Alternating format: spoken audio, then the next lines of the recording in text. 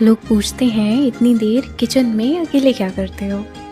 हम उन्हें कैसे ही बताएं कि बाहर की भीड़ से ज़्यादा सुकून हमें यहाँ की तन्हाई में मिलती है। बाहर बैठो तो लोग जज्बात सुनते कम हैं और उनका तमाशा ज़्यादा बनाते हैं। पर यहाँ कोई जज नहीं करता। यहाँ दिमाग का शोर थोड़ा थम जाता है। यहाँ हम सिर्फ खाना नहीं बनाते, बिखरे हुए खुद को फिर से समेटते हैं। कुछ घाव किचन